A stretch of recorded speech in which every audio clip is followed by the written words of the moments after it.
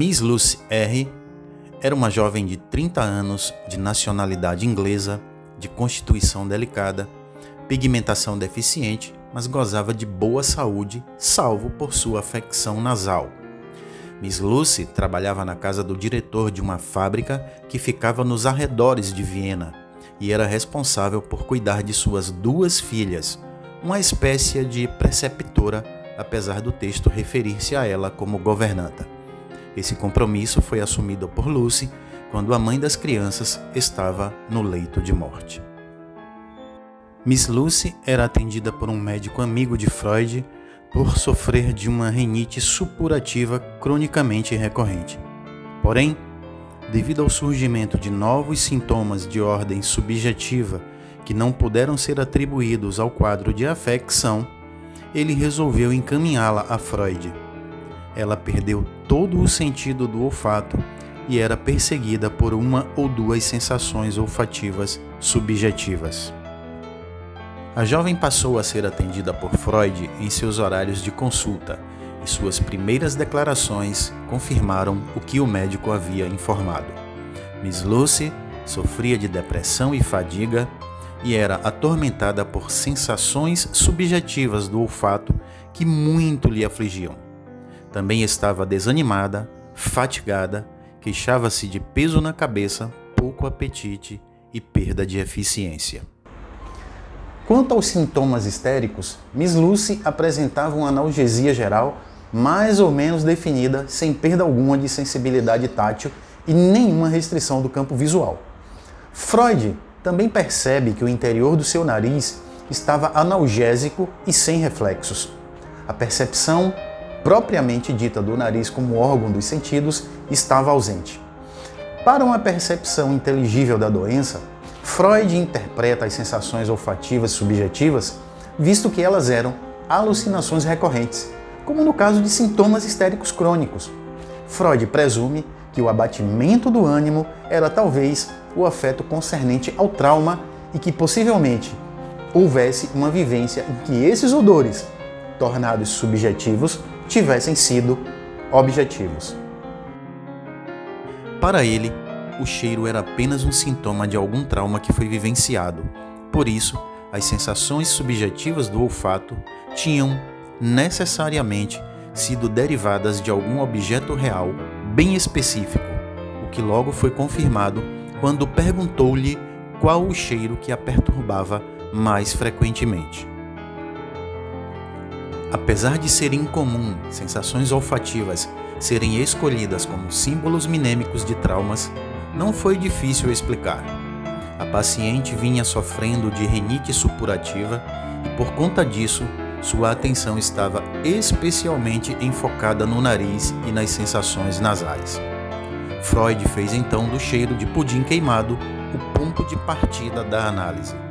Freud tentou hipnotizar Miss Lucy, mas ela não entrou em estado sonambúlico e ele deu seguimento ao tratamento sem utilizar-se dessa técnica. Lucy ficava deitada, quieta, num estado acessível, a um discreto grau de influência, com os olhos fechados o tempo todo, as feições um pouco rígidas e sem mexer nem as mãos nem os pés.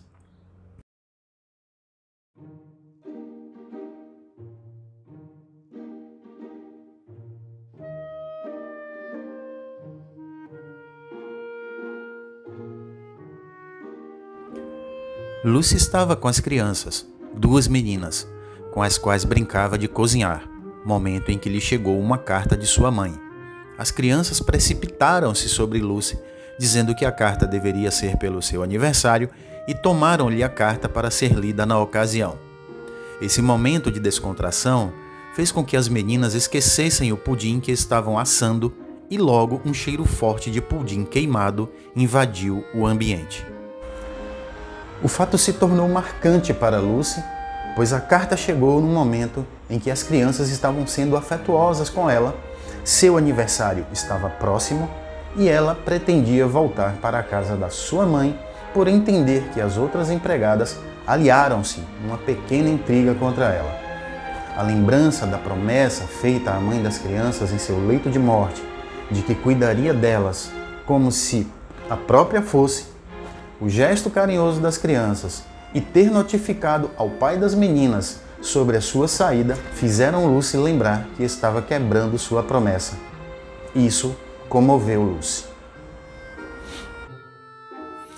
A sensação de tristeza por quebrar a promessa de cuidar das crianças, deixando-as, e o desconforto em permanecer na casa em decorrência do que ela entendia como intrigas contra ela, elevou o momento da chegada da carta à categoria de um trauma, e a sensação de cheiro associada a esse trauma persistiu como um símbolo, uma cena em que os dois afetos antagônicos estiveram em conflito.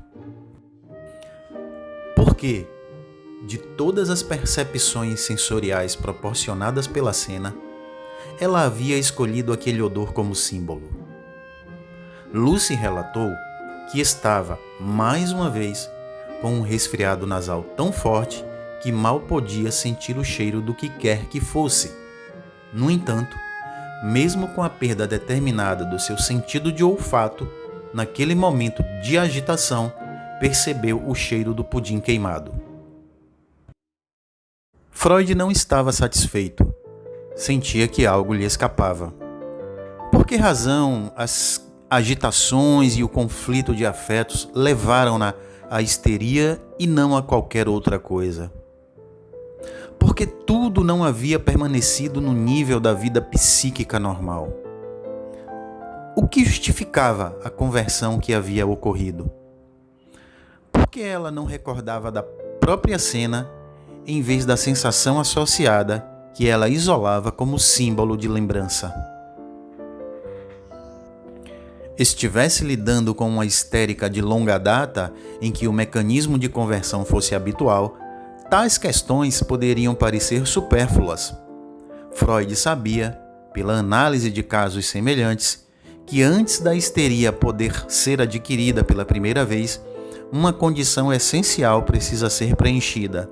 Uma representação precisa ser intencionalmente recalcada, afastada da consciência e excluída das modificações associativas. Para ele, o recalcamento intencional constituía a base para a conversão total ou parcial da soma de excitação. Essa, estando isolada da associação psíquica, encontra ainda com mais facilidade seu caminho pela trilha errada para a inervação somática. Ele parece estar percebendo que há algo que Lucy ainda não está falando ou acessando, alguma ideia que foi recalcada e que fez com que ela captasse a situação como traumática e desenvolvesse a histeria. Freud inferiu que entre os determinantes do trauma deveria ter um que ela intencionalmente se esforçava por esquecer e deixar na obscuridade. Freud então diz a Miss Lucy não conceber que sejam apenas essas razões para seus sentimentos a respeito das crianças e que crê que ela, na verdade, esteja apaixonada por seu patrão, alimentando a esperança de ocupar efetivamente o lugar da mãe das mesmas. Em relação às demais empregadas da casa, por ter vivido de forma pacífica com as mesmas por tantos anos, ele supõe que há o receio de que elas suspeitem das esperanças de Lucy em relação ao seu patrão e façam disso motivo de chacota.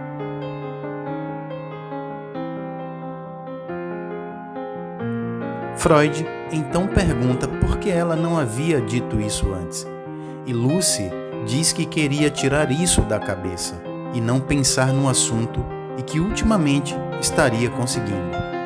Freud ainda lhe pergunta por que ela não estava disposta a admitir essa inclinação e se estava envergonhada por amar um homem. Lucy diz que não é tão púdica e revela que isso foi aflitivo por ele ser seu patrão, ser um homem rico e por ela estar a seu serviço e morando em sua casa, o que faria com que ela não tivesse uma certa independência que sentiria em relação a qualquer outro. Revela também o temor de que as pessoas zombassem dela caso soubessem dos seus sentimentos.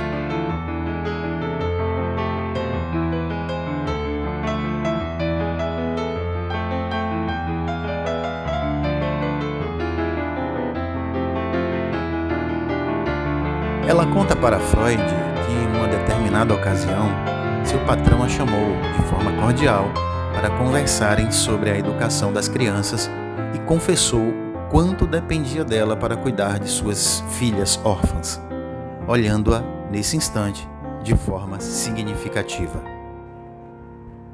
A partir desse acontecimento, começou o amor de Lucy por seu patrão, alimentado pelas esperanças daquele instante em que havia sido tratada de forma mais delicada.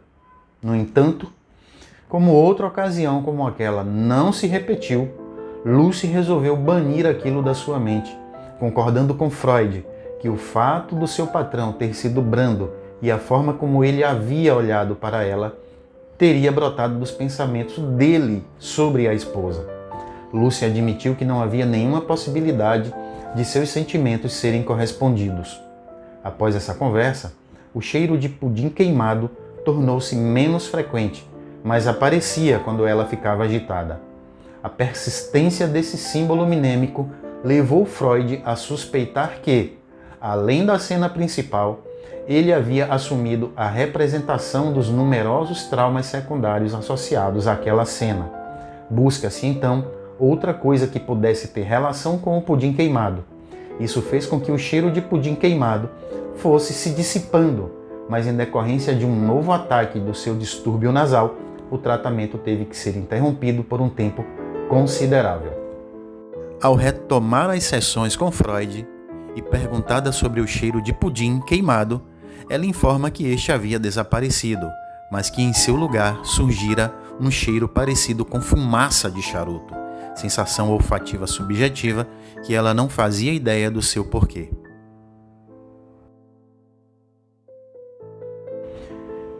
Questionada por Freud, que tenta fazê-la buscar na memória a origem do cheiro do charuto, Miss Lucy lembra de uma ocasião em que receberam um convidado para o almoço, mas que este, ao tentar beijar as crianças enquanto se despedia, foi duramente repreendido por seu patrão.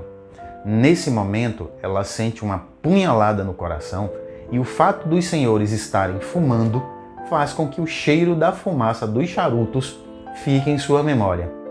Perguntada qual das duas cenas, se a do pudim queimado ou essa, teria aparecido primeiro, ela respondeu que essa antecedeu a do pudim queimado com uma distância aproximada de 2 meses.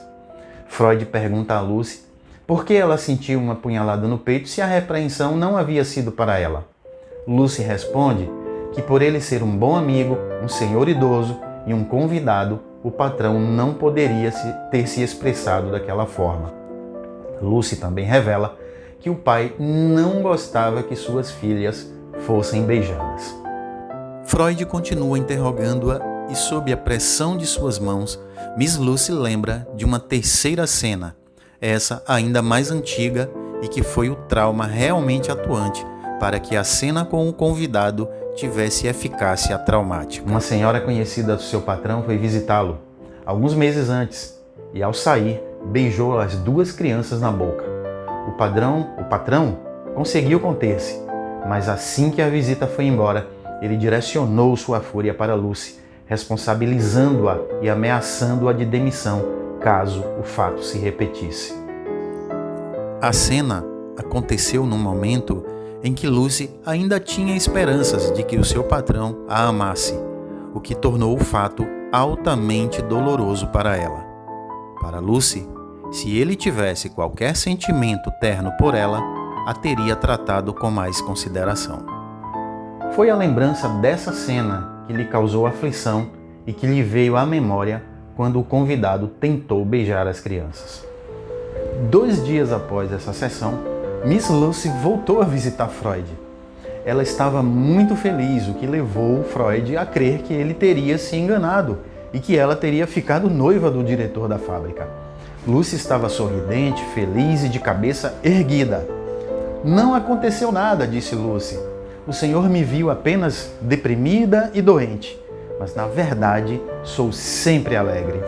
Lucy revelou que quando acordou no dia seguinte à última sessão, não sentia mais o peso na cabeça e que passara a sentir-se bem.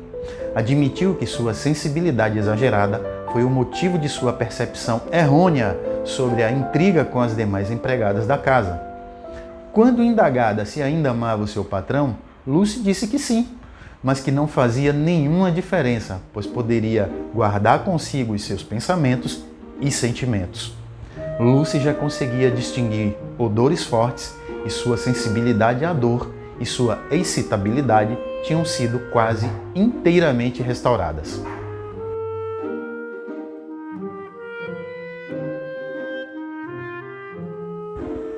Vamos fazer um breve resumo do caso Miss Lucy, não exatamente numa ordem cronológica, ok? O caso Miss Lucy se passa no final do ano de 1892. Miss Lucy era uma jovem de origem inglesa, com 30 anos de idade, que trabalhava como preceptora, ou se você preferir, como governanta na casa do diretor de uma fábrica que ficava nos arredores de Viena. Lucy era responsável pela educação das duas filhas desse senhor, cuja mãe havia falecido, e em um determinado momento ele teve uma conversa sobre a educação das crianças com Lucy, onde ele se apresentou mais gentil e a olhou em algum instante da conversa de uma maneira diferente. E nesse momento, Lucy se apaixona por seu patrão. Nasce o amor de Lucy por seu patrão, alimentando a esperança de um dia casarem-se. Lucy sofria de rinite supurativa crônica. No entanto, num determinado momento, Lucy começou a apresentar sintomas subjetivos e o seu médico a encaminhou para Freud, de quem era amigo. Em uma certa ocasião, uma senhora que visitou a família despede-se das crianças beijando-as na boca. O patrão de Lucy, após a visita sair, direciona sua fúria para Lucy e ameaça de demissão caso fato semelhante ocorresse. Em outra ocasião, o contador da fábrica, que visitava a família, também ao despedir-se, tenta beijar as crianças e é duramente repreendido pelo patrão de Lucy. Os dois cavalheiros estavam fumando charuto no momento do incidente e, por isso, devido ao susto e medo sentido naquele instante, o cheiro de charuto fica fixado na memória de Lucy e, devido à conversão, se apresenta como sintoma de um trauma. Outra situação apresentada por Lucy a Freud foi o cheiro de torta queimada. Ela recebeu uma carta de sua mãe em um momento em que estava se indispondo com as demais empregadas e já tinha comunicado ao seu patrão que iria embora, morar com sua mãe. Mas nesse momento da chegada da carta, as crianças foram muito afetuosas com Lucy, tomando a carta de suas mãos e dizendo que a carta era em função do seu aniversário, que estava próximo e que guardaria a carta para ser lida na ocasião.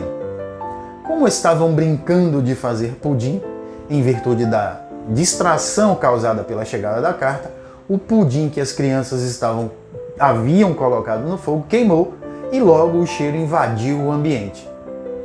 Lucy se vê diante de um conflito interno, de afetos contraditórios.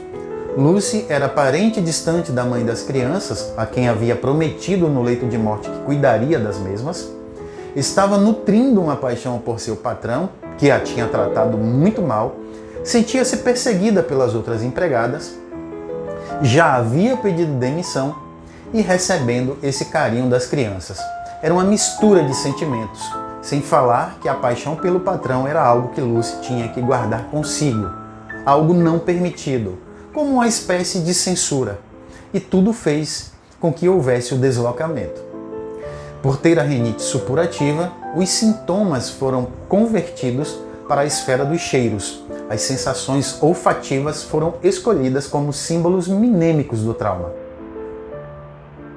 Somente após admitir estar amando seu patrão, essa ideia, que era censurada, extingue-se a resistência que impedia de esclarecer a origem dos sintomas.